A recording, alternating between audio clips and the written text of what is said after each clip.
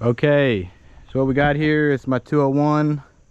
I'm about to do a bunch of hauling and clean up from all the trees that I've cut. I've cut about 10 to 15 cords worth of wood with this section. So now it's more cleanup time. So I figured I'd make a video here, do like a full walkthrough of how I clean a chain up, sharpen it, and how to get it to cut quickly. Get your chain to cut good and fast. I feel like that's something that takes a good amount of time to get figured out.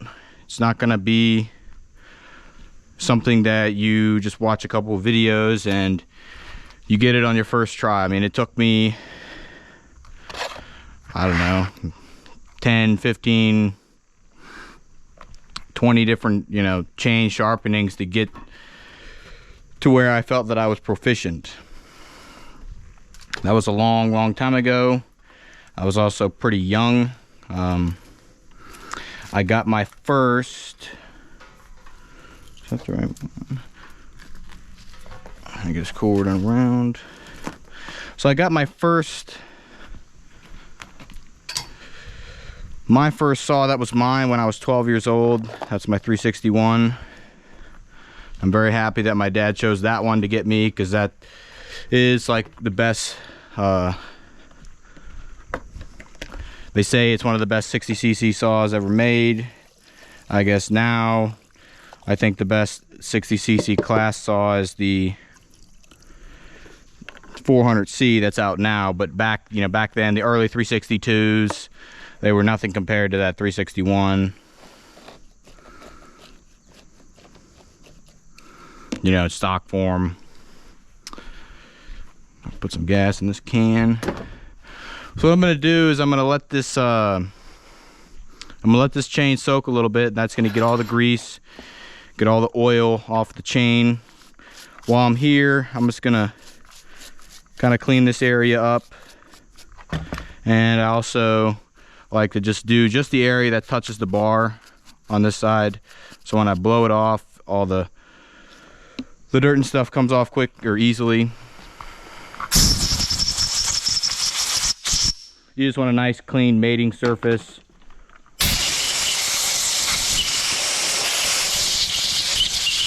Make sure your oil groove is clean. Chain tensioner areas in here is clean. Those are kind of your main concerns. The other thing I do, since I'm here, the oiler area is always dirty, so I'll just take that and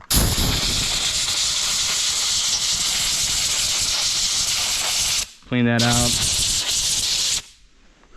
One thing that I do on all my saws that I don't see anyone else do, I guess because they're worried about losing their caps, but I think at a minimum you should remove the oil little lanyard thing that comes here, because all that's going to do is just, when you're cutting out in the woods and you throw your cap back in there, it's just going to attract dirt, and then you're going to have dirt in your tank, and that's just not something that I want. So I take those off. I take it off of both. I usually just kind of put the cap right there. Pretty much all the still saws that I have, yeah, all of them have one little slot that's perfect for sliding the cap in. So that's what I've always done. Never liked those things. It's kind of more of a homeowner thing. I mean, some people like it. I guess maybe they don't care if they're getting dirt and stuff in their tanks, but I just don't want that to happen. Want to try to keep the tanks as clean as possible, because most of the time I'm not up at my house where I can just blow off my caps and make sure this whole area is clean. I'm out in the woods doing a fill up. So yeah, so I think this chain has been in here long enough. Sometimes what I'll do, if the chain's more dirty, I kind of run my brush. This is a thick, kind of coarse brush. I run this brush over it a little bit, and I'll flip her over to the other side and just brush it a little bit. You can use, you can really use any type of parts cleaner. I'm just using gas because that's what's cheapest for me, and I've always used it, and it seems to be fine. Maybe something else might even be better than gas, but I know it's going to cost you more money.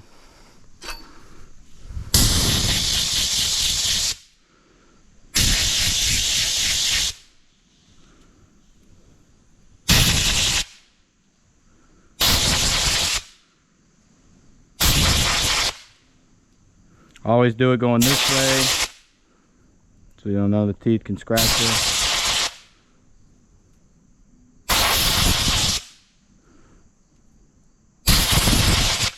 We're mainly trying to get this area right here that we're going to sharpen clean. That's your main priority. Obviously having the rest of the chain clean is not a bad thing.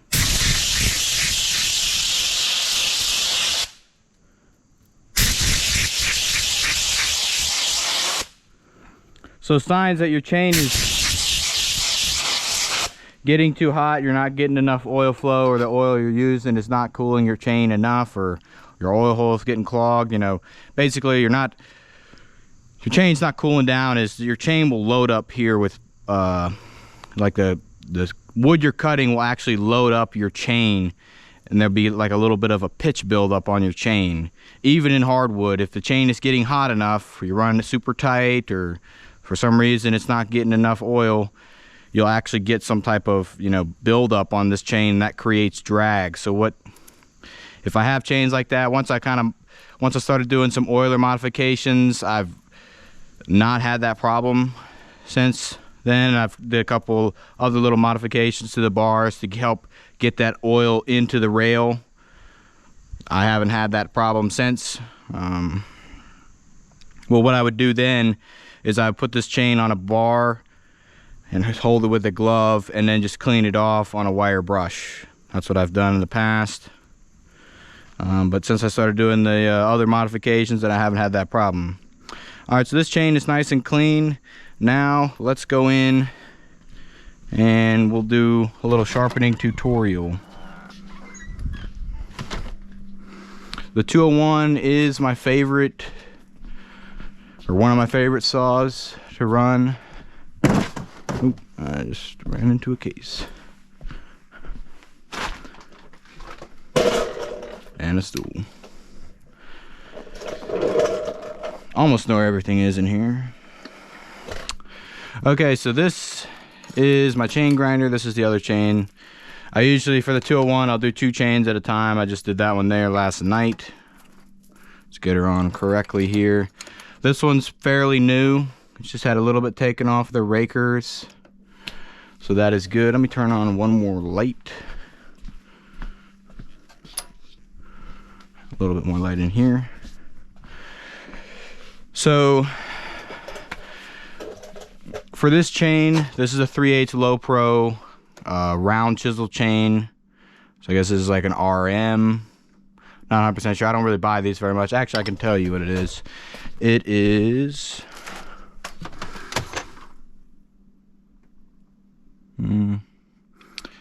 so it's a micro chisel. I'm looking for what the number is. 63 PM. So Pico micro chisel, 44 drive length, 12-inch, the shortest that you can get for a 201 and the 3/8 low pro. A 201's got enough power to pull the 3/8 low pro, no problem. The 193 does not. So you really need to convert that one over to a Pico chain, or you need to convert that one over to a quarter pitch chain is what I'm trying to say. That one mine actually has a 12-inch pole pruner bar on it, and that was the only way to make that thing usable, to be honest. So every time that I sharpen a new chain, what I'll do is I always try to flip the wheel, just like when you're, you know, sharpening a chain, you're going to flip your bar as well. So that's the first thing that I do. You can get your wheel set up in here. I'll show you what kind of grinder that this is here first. So this is a Oregon model 511A. This is a professional one. It looks like a 05 2001 model. This one's pretty worn out. Made in 2001, or I guess we got it in 2001. That seems about right. And I'd say that I've probably sharpened 100 chains on this thing, like 100 chains throughout their lifespan on this thing. So I mean, this chain grinder has sharpened a lot of chains. Start over here on this side. What's worn out on this chain grinder is actually this rail system. You know, to clamp your chain, you really got to put some pressure on it. That's why I made sure this was extremely tight down here so that this doesn't move when I go and wrench on it. So first thing is, I mean, you can set this up. It was set up to do rakers, and we're going to find out, because this is a newer chain, if we're going to be able to reach in here. It looks like we might have a little bit of contact with the edge of that raker. This will be a good example. So the reason that I'm running a standard 3/8 wheel, I forget what the thickness is, but it's, I think it maybe it's, I forget what it is, but this one's an 1/8 inch wheel, which they say is what's recommended for this smaller chain, but I don't like using this because I can't get the full side plate and top plate at the same time with this thinner wheel. This just doesn't cut as fast as using this thicker wheel with a little bit different profile on it. So first thing I'm gonna do is I'm gonna profile this wheel to sharpen this chain. You have to dress your wheel every time you sharpen a new chain. That's just something that you have to do. We can see here that there's a little bit of buildup. This is where I sharpen the other chain. You want to get all of that buildup off, because all that does is just creates excess heat. So I'm just going to make sure this is tight. It is. So we're going to dress the wheel here first. I usually have the grinder all the way up and holding against it.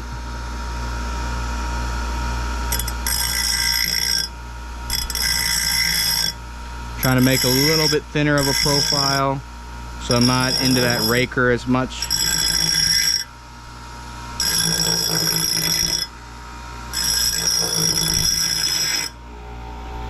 The dressing, it just takes a little bit of time to kind of figure out what you like. Hopefully you can kind of see that profile. My GoPro, the way it's mounted on my head right now, is set up for actually my cutting videos, but it's pretty close for doing this. So you can see I'm hitting the raker there a little bit. That's okay.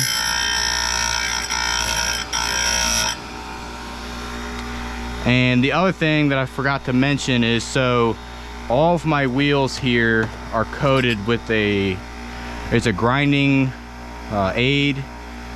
It's called Firefox. It's actually meant for cutting aluminum. If you're going to try to cut aluminum with a chop saw, or if you're grinding aluminum, that's what it was originally made for. It's from the airplane manufacturing industry, but it also works really well for, you know, grinding steel, cutting steel with a cutoff wheel.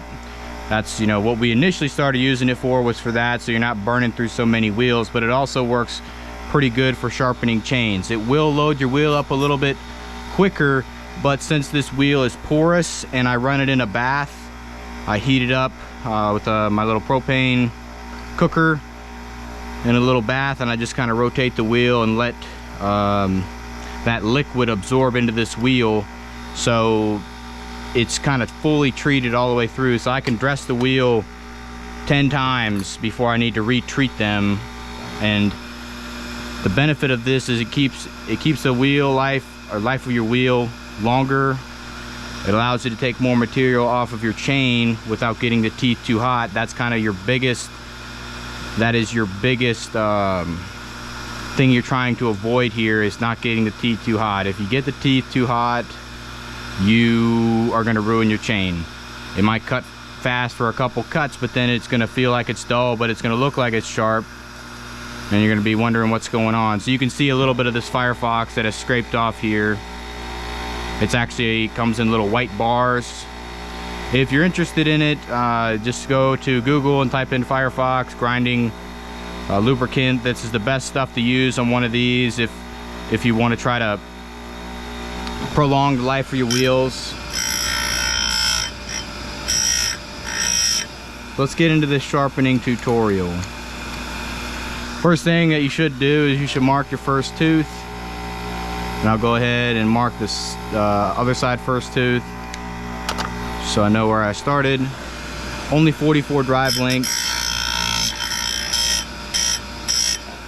So when I'm sharpening, I want you to watch the top plate, where the sparks are coming off this wheel, for the top plate all the way through the gullet here. That's what you want to see. Is you want to see sparks coming off the entire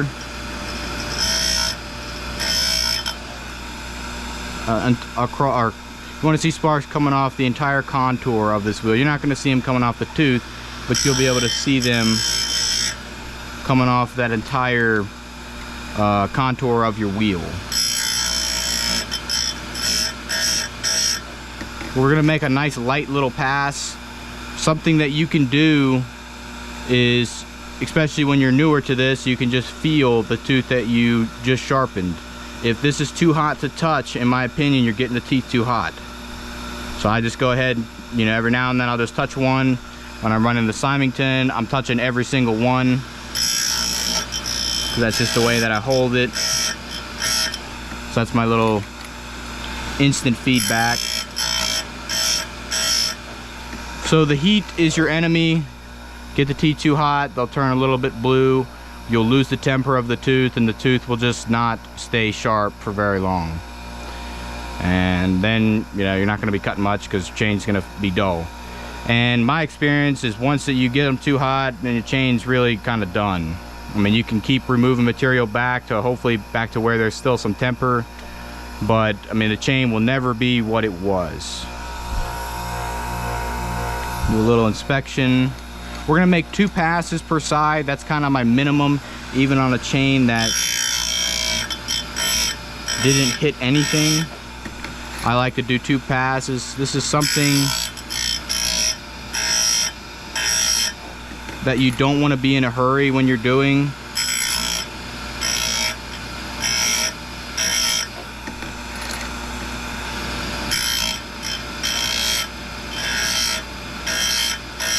Good activity to do first thing in the morning when you're just waking up. That's when I like to do it.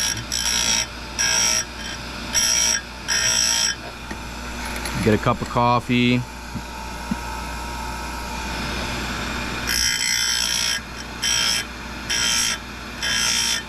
The other thing that I'm doing is, since this one's pretty worn out, I'm pressing down here, and I'm also pressing against the this clamp here to make sure the chain doesn't move. If your chain moves even the slightest little bit, then you're not going to have a completely sharp top plate. The top plate's what's doing most of the work. That's what's creating that chip. The side plate does some, so you need to have both. You need to have both. The top plate is more important, but you also need to have a sharp side plate as well. So you can't just take just a teeny little bit off and think that your chain's going to cut good. You got to take, I don't know, kind of try to replicate the amount that I'm doing, because that seems to be kind of your minimum. You need to take some material off to get that top plate and side plate sharp again. So this is the second pass.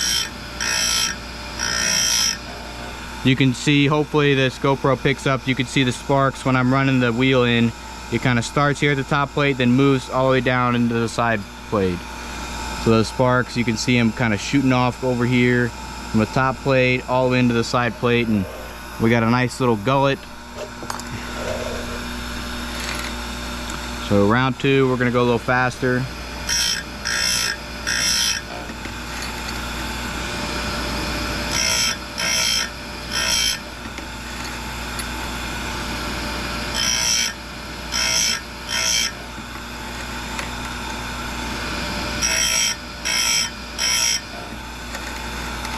Notice how I'm really not taking much material at all. I kind of like to do that little bit of a bounce method. I wouldn't really call it a bounce because I'm not bouncing it, but you know, it's not a steady grind in the tooth. That just creates too much heat.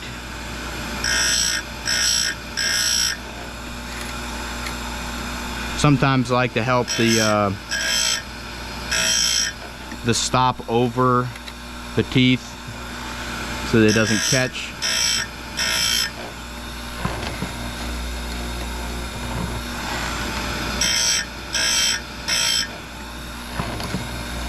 And we're back to the beginning. So I'm gonna bring it around to the other side. I could technically leave it on, leave the grinder on, but I was just gonna show you the buildup even from just doing one side. Now, if you just have an untreated wheel, one of these, I think they're aluminum oxide wheels. If you have just an untreated wheel, it won't build up on this wheel as quickly because that grinding lubricant does attract some of this stuff here. But the benefit of it, how much more material you can remove without getting the teeth too hot, far outweighs just having to redress it a little bit. It's really only here on this surface. It's not like it's actually in the wheel, so I don't have to take that much material off to get it back to being clean. So when I switch to the other side, I'm going to redress it. Do another quick redress here.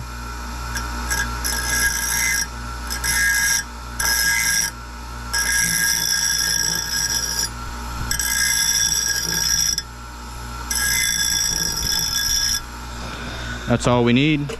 That's a diamond wheel dresser. That's what that is.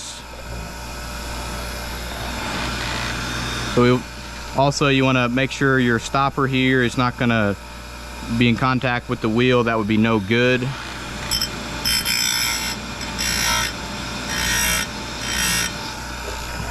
Nice light little pass. I think a minimum of 2 is what is needed to do this to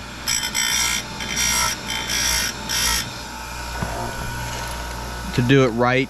2 passes per side, even if the chain, like I said, didn't hit anything. A little bit of raker contact. That was that other little sound. That's what you get with the new chain. So with the 201, I always take the rakers down a little bit. I don't even know if this chain has actually been sharpened yet, but I always take the rakers down a little bit on my 201. And I mean, really on every saw that I have, I take the rakers down just a little bit right out of the box because I like them to be a little bit more aggressive. The stock setup is, it doesn't feed itself. You kind of have to use the dogs or press on it to get it to cut, and I just don't like doing that. With the 201, I really don't like doing that. This is one it's kind of mandatory because when you're running the saw, I really just want it to feed. And if I'm cutting a bigger log, like this is pretty much the max that I would ever cut, is a log about this big. If I was cutting a bigger log, then I can just hold the saw back, from letting it feed itself. I don't like using the spikes on it at all. That's just for what the 201 is. I'm not cutting any, tops of any trees off or anything like that. So the way I'm using it is just a cleanup saw. I mainly only use it for cutting the limbs that are not supported. They're just, ones that I can pick up and run through my 201, holding it with this hand and cutting, with this hand. And it's a great saw for that. It's got a decent amount of power for a stock saw with the muffler mod. Back when I bought, originally I didn't have a lot of, well, back when I was younger, I didn't have a lot of money. And $700 chainsaw was, to me was like a lot of money back then. So I thought that the 193 would be enough, since I knew I was only going to be cutting, little logs, little stuff like this. But I quickly found out that I really needed that 201. My 193 has lived a very hard life. And you notice how I didn't touch anything here when I switched to the other side of the chain. You want to keep, if you're going to sharpen your chain on a chain grinder, you want to grind every tooth the same, because when you come back for the next time you need to sharpen it, you're not going to have to screw with it to get every tooth dialed in. I don't believe, like if you're filing chains, then you can do whatever you want, but for running it on a grinder, I don't think that's a good method to do, because it's just irritating to have to keep fiddling with it every time that you get a tooth that have more damage. And then you got to screw with the rakers, because I feel that all the rakers should be the same, which is another thing nice about one of these, is the ability to grind the rakers. we'll check the rakers when I finish the second pass and see. And you can see, I mean, hopefully this camera is kind of picking this up since I'm not pressing on this side here, which I guess I could, but it makes it harder for you to see. And it's a little bit harder for my hand to do it on this side. But you can see that there is just the slightest bit of tooth movement. And that's what you don't want. I mean, I can see it, just that look, like, I mean, that, I think that's okay, but I mean, you really want to try to limit any movement of the tooth when you're trying to sharpen it, because that's gonna prevent you from getting that top plate completely sharp.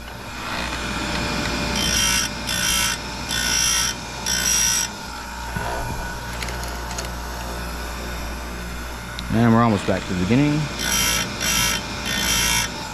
So once I sharpen a chain one time, it usually cuts even faster than what you get out of the box, even after you drop the rakers. I'll still run on like this saw, I'll still run a stock chain. I'll just touch the rakers a little bit, but I won't actually like go in and grind a chain. There's not that much gain in doing that with a smaller saw like this. On my bigger saws, I just take them and convert them over to square right away. So to check the rakers, I don't have my little raker gauge from Still. It's actually this little, like, kind of looks like a mini credit card almost, and it's got these little ears on it that tell you kind of what your depth gauges are. And we're pretty high. I just use this little straight edge now because I know what I'm looking for. I've done this for long enough to know that I want to drop the rakers to about 30 thousandths on this chain. That's kind of where I like it on a 201. So that's your magic number for a 201. If you're using a 201 the way I'm using it, looking for that raker wheel. So this is the raker wheel. That's the profile that's on it. It's just a flat here. I'm going to dress it up as well just to get it nice and smooth. Actually, I'm going to show you, I'll show you what not to do here first, and then I'll dress it, all right? That's what we'll do. So the biggest thing when you're doing the rakers, that like the biggest mistake that you could make when doing the rakers here is, let's get her dialed in first.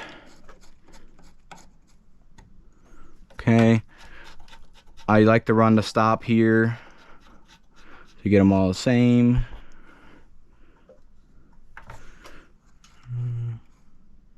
Kind of want that to be about right in the middle, like that.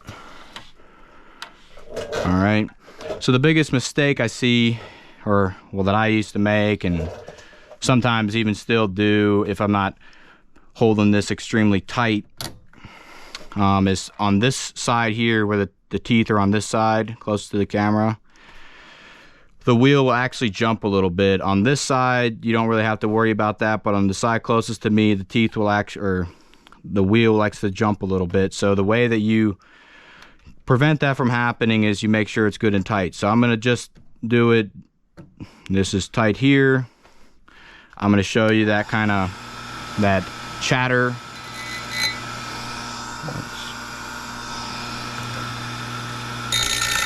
You see that? You don't want that. What that's going to do is that's going to destroy your wheel here, take chunks out of it. So let's dress this one up.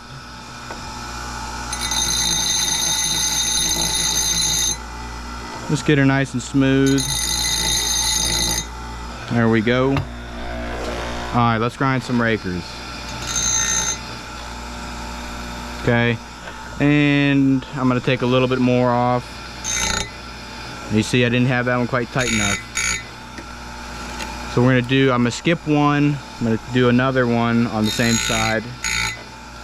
Okay, and what I'm going to do now is I'm going to check it. Because once you take the rakers too low, you're all done. You're going to have to fight with that chain until you need to sharpen it again, and then hopefully you'll have it pretty good and dialed in on that next sharpening. So you should always be a little bit more conservative on your rakers. That actually looks a little bit high, so I'm going to back up here and do this other side. And I'm gonna check this other side, and hopefully that'll be about right. If you got 1 or 2 off, that's a little bit more aggressive. That ain't gonna make a difference, but if you got a whole half or whole chain, then that is gonna be a problem. So that's about right. That looks like about 30 thousandths. So let's do the rest of this chain.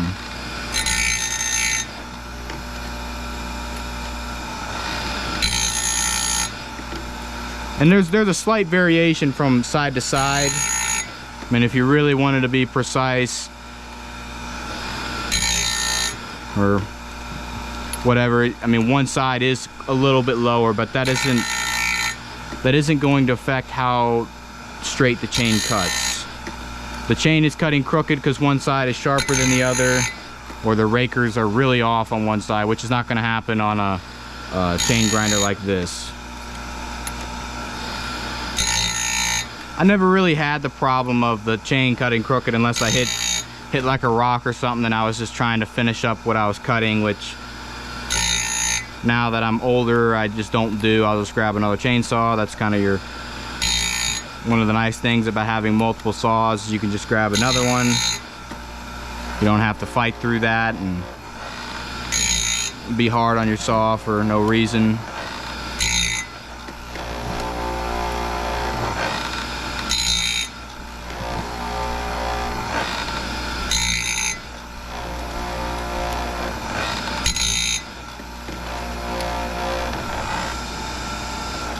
And that is it. So the 12-inch chain, obviously I can do it a good bit quicker when I'm not talking and stuff and trying to show you little things. But so we have the tooth should be completely, let me wipe this off, magnetic. So the tooth should be completely freshly ground, the entire tooth here. That kind of is a good indication that it's going to cut quick. I'm showing you the other side. Hopefully you can see all of this. That's a chain that's going to cut pretty good for a round chain. I don't run the RS chains on my 201 because all of the stuff that most of the time what I'm cutting with the 201 is stuff that's been laying on the ground, and that, you know, just picks up dirt and stuff, and it just dulls the chain quicker. And on a little saw like this, it's not going to make enough of a difference for me to say, hey, I want to put a square chain on it. I tried a square ground chain on it. I had someone at a shop shorten a 14-inch RS chain down to a 12 for me, and I just really didn't see that much of an improvement in that small of wood. In the bigger wood, you know, with the bigger saw, it definitely there's quite an improvement. I did notice that it was smoother, but I mean, that's really not that, it's not that big of a improvement over one of these round chains on such a small saw where the logs you're cutting are so small. You know, like 3 to 4 inches and less is really the only thing I cut with this one. So that's this chain. We'll go throw it on real quick, and then I'll make a little cutting video with it, show you how it cuts. This is 193T.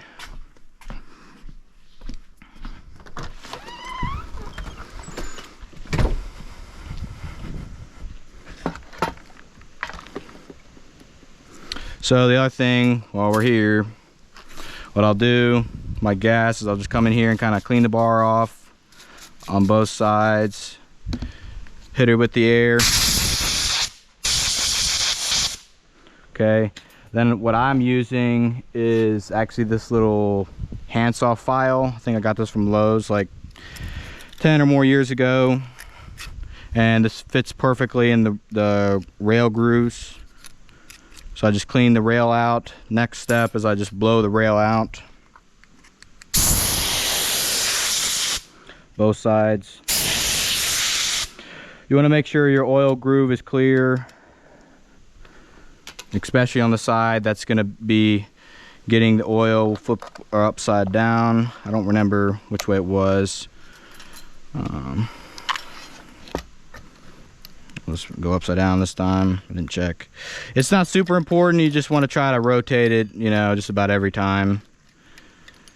I mean, if you miss one, it's not going to make much of a difference. You just want to try to get equal life out of both sides of your bar, because you know the bar is on, you know, most of the time you're only cutting down, or sometimes you're cutting up, but you want to spread that wear over the bar so you get more life out of it. I'll throw this side cover on.